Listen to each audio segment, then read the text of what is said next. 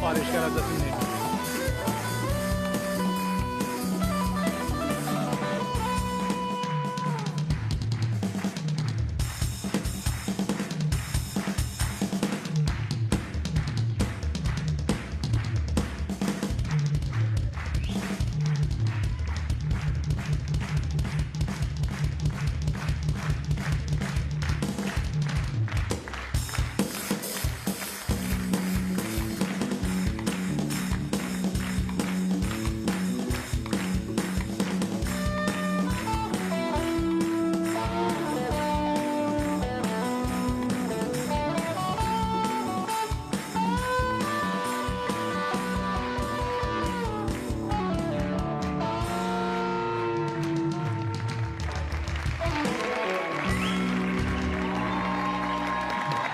ای جونم جناب خان، دست و جیغ نداشت.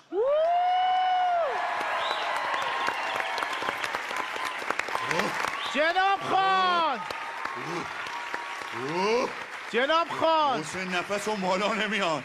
اصلا فکر نمی کردم یه همچین سازی رو هم بتونی بزنی تو. محسن ما از درامرای قدیم آبادانو محسن درامرای یه قدیم. دست داره وجداننی یو. محسن میدونی جونم. ساز به افتخار کی زدم؟ به افتخار کی؟ به افتخار سرکار خانم رویا میر علمی تخیلی. یه دست بلند. میر علمی تخیلی، علمی تخیلی. مگه تو شناسنامه فامیلیش همین نیست محسن؟ چرا پسفندش تخیلی هم داره؟ رویا میر علمی تخیلی. قشنگه؟ عالی. قشنگ بود؟ خیلی پس قشنگ. یه دست بلند خیلی دوست دارم. خانم رویا میر علمی تخیلی خیلی ما دوست دارم.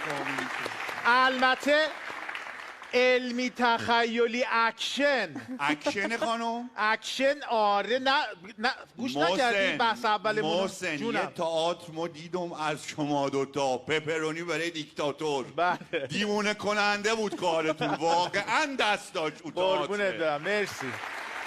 خیلی بانمک بودی، خیلی بازی‌های خیلی خوبی داشت غیر خود شما محسن جان. خیلی همه من واقعا درخشیدن همه عالی بودن جز من. جز شما. آره. میدونستم اینو میگی. تو اصلا اینو نگی چی بگی جناب تو خان؟ تئاترم کاکا برده بوده نه؟